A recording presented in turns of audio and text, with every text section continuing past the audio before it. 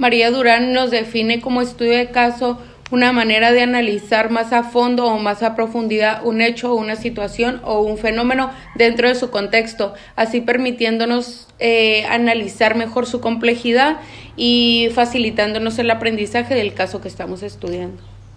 Manuel Muñiz nos comparte que estos estudios de casos se centran en analizar a profundidad a una sola unidad, que puede ser una persona, una comunidad, una institución o una organización.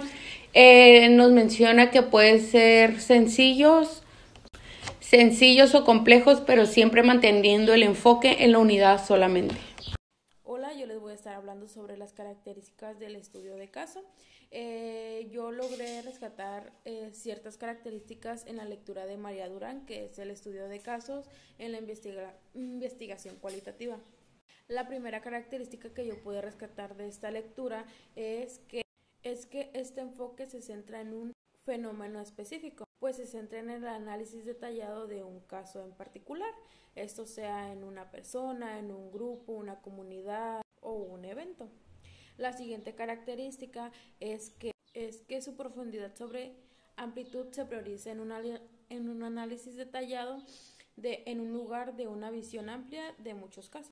Es decir, que se prioriza solamente en un caso y no agarra como que a muchos grupos para el estudio, para que esta investigación sea más detallada. La tercera característica es el uso de múltiples fuentes de datos. Esto quiere decir que utiliza la entrevista, la observación, documentos, entre otras técnicas, pues para así obtener una mejor comprensión del caso. La cuarta es la contextualización, que esta nos dice que el caso se lleva pues en su entorno real. Por ejemplo, si yo estoy estudiando un caso de inclusión en el aula en una primaria, no voy a ir a investigar en la sala de un hospital. La quinta característica que logré rescatar es la flexibilidad metodológica. Esto nos dice que puedo combinar métodos cuantitativos y cualitativos. Un ejemplo claro de este punto o de esta característica es que puedo usar entrevistas, que son un método cuantitativo, o también puedo meter las encuestas, que es un método cualitativo. La siguiente característica es el desarrollo de hipótesis o teorías. Esto quiere decir que en el transcurso de la investigación pueden surgir diferentes hipótesis, plantear diferentes hipótesis, o se puede aportar a otras teorías ya planteadas. La última característica que pude rescatar de la lectura de María Durán es el análisis longitudinal o transversal. El transversal se basa en un solo momento, el análisis en un solo momento. Por ejemplo, quiero evaluar la satisfacción de los empleados o el rendimiento de los empleados en el mes de septiembre en una empresa. El análisis de casos se va a dar pues en ese tiempo, en el mes de septiembre, porque pues es lo que yo quiero saber. Y la longitudinal, este es un análisis en casos a lo largo del tiempo. Es prácticamente voy viendo la evolución que tiene el caso en el que yo me interesé. Y esas son las 7 características pues, que yo pude rescatar de la lectura de María Durán. Les voy a hablar de los tipos de estudio de caso. El primero es el típico. Este representa un grupo de personas o una comunidad, y en este se estudian personas que tengan características en común, por lo que se podría esperar cierta coherencia entre todas las respuestas. El siguiente es el caso diferente. Este representa la diversidad que hay en un grupo de personas, y en este se analizan a personas que tengan características variadas, ya sea en edad, raza, cultura, en religión, entre otras cosas. Y se utiliza más que nada para entender diferentes percepciones o reacciones a determinadas situaciones. El siguiente es el caso teórico. Este se elige para probar un aspecto de una teoría y puede incluir personas con similitudes o con diferencias, pero sirve para confirmar o para cuestionar una hipótesis que ya se tenga. Y el siguiente es el caso atípico. En este se enfoca en individuos que tengan características excepcionales, ya sean individuos que tengan algún trastorno o que tengan habilidades extraordinarias. La estructura conceptual del estudio de casos es la siguiente. El primer paso que se debe hacer para llevar a cabo una investigación de casos es la definición del problema, que aquí se estructura la pregunta a seguir y también se plantean los objetivos que queremos lograr con esta investigación. Haciendo esto, delimitaremos la investigación o el caso específico que se quiere analizar. El siguiente paso es donde se establece el marco teórico, que es la línea que debemos seguir para llevar a cabo esta investigación. Es decir, es la base conceptual de todo este proceso. Aquí se incluyen teorías y antecedentes relevantes. El tercer paso es el diseño metodológico, que aquí se define lo que se quiere estudiar. La selección de caso, por así decirlo, la selección de caso o el caso a estudiar, como lo mencioné. En este tercer paso también se determinan las fuentes de información, que es donde tú decides qué utilizar para recolectar la información, que pueden ser las observaciones, las entrevistas, documentos, entre otras cosas. Para así, en el cuarto punto, dar la recolección de datos.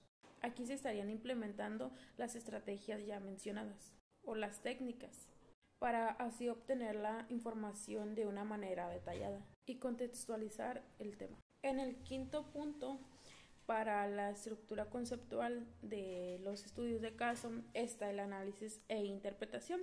En este punto se da la organización de la información ya recolectada, también se identifican los patrones y relaciones que se encuentran y la interpretación de los hallazgos planteados. Todo esto en relación con el marco teórico. Y para finalizar, en el sexto punto se encuentran las conclusiones y las discusiones, que aquí se presentan los principales hallazgos, sus relaciones con la teoría y las implicaciones del estudio. ¿Qué instrumentos apoyan al investigador para la colecta de datos? Como primer punto tenemos la observación, que esta observará cualquier fenómeno que esté pasando dentro de un contexto, ya sea en una observación participante o no participante. Como segundo tenemos entrevista. Esta puede ser estructurada o flexible y esta nos funciona para saber las experiencias de las personas y comprenderlas mejor. Como tercero tenemos diarios, son registros escritos que van documentando eventos y reflexiones de los sujetos. Historia de vida es un relato detallado de la vida de la persona para así comprender su contexto y experiencias. Quinto, grupos focales, discusión con varias personas para analizar percepciones y opiniones sobre el tema relacionado. Y por último tenemos análisis documental, revisión de textos u otros documentos que pueden ser relevantes para el estudio de que estamos analizando. La pregunta: ¿cuál es el procedimiento a través del cual se recolectan los datos? Para lo primero que debemos hacer es contextualizarnos, conocer el entorno social, el entorno cultural de esta persona, para pues conocer un poco más de ello, ¿no? De ahí siguen las entrevistas, que en las entrevistas nos ayudará pues a conocer más de la persona, los pensamientos que tienen, las creencias, las emociones, y por ello pues de ahí va a derivar lo que es la observación directa, que ahí pues es observar al individuo. Si muchas veces, no sé, en la entrevista nos dice que para él, no sé, es algo, no sé, dice que a lo mejor él no lo hace. En la observación directa, pues ya yo me estoy dando cuenta que a lo mejor se lo hace, o si es verdad, a lo mejor sí me dijo que no lo hacía y pues no lo hace, ¿no? De ahí nos vamos al análisis de documentos, que ahí se basa en informes, archivos que el maestro pues tiene y que nos hace conocer a nosotros. Otro punto importante del procedimiento pues es el registro fotográficos o audiovisuales, que nos sirve para triangular la información, es decir, pues la contrastamos en diferentes perspectivas que uno pues va haciendo. Otro es el énfasis en la experiencia subjetiva, que nos sirve o nos ayuda para captar diferentes percepciones. Esto se basa en las creencias y significados que la persona le da desde su experiencia o más bien pues uno mismo le va dando, ¿no? Otro de los procedimientos que es el rol del investigador, que es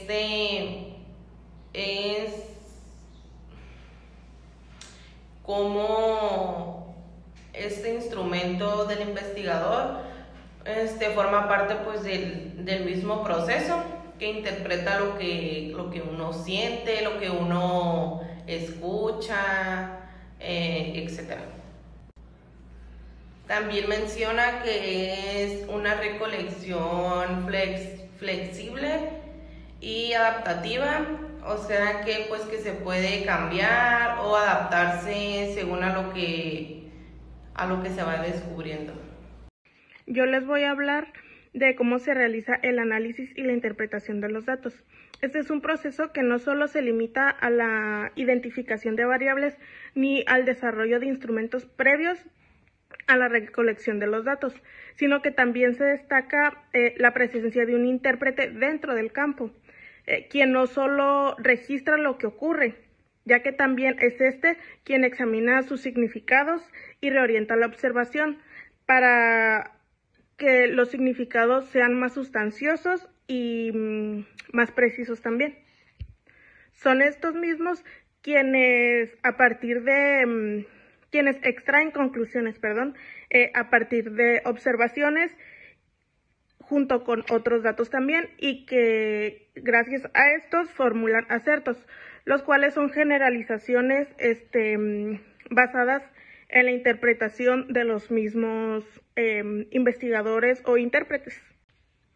También se destaca que en los estudios de caso la interpretación se fundamenta en datos limitados, pero se justifica por la responsabilidad del investigador en su análisis, ya que un buen estudio de caso es reflexivo, paciente, empático y no intervencionista, y además está abierto a considerar diferentes versiones de los hechos, por lo que también es flexible y puede ser un proceso continuo.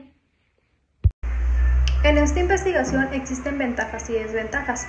Una de sus ventajas es la dificultad de la replicabilidad. Debido a su naturaleza específica, puede ser difícil replicar el estudio en otros contextos. Otra de ellas es el tiempo y recursos. Requiere una inversión considerable de tiempo y esfuerzo para recopilar y analizar toda la información. La subjetividad, la interpretación de los datos puede ser influenciada por la perspectiva del investigador. Y la generación limitada. Al centrarse en casos particulares, los hallazgos pueden no ser aplicados en otros contextos.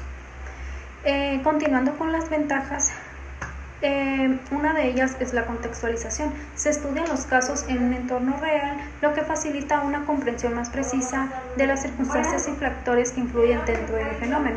La flexibilidad puede adaptarse en diferentes disciplinas y metodologías según sean las necesidades de estudio. El generar hipótesis, que pues viene siendo la generalización de hipótesis, puede servir para desarrollar nuevas teorías y modelos explicativos. El acceso a información cualitativa permite obtener datos ricos en matices que otros métodos no pueden pasar por alto. Y por último, la profundidad y detalle permite un análisis exhaustivo de un fenómeno considerando múltiples variables y su interacción. Esto es una de las que mencionamos anteriormente, las ventajas y desventajas.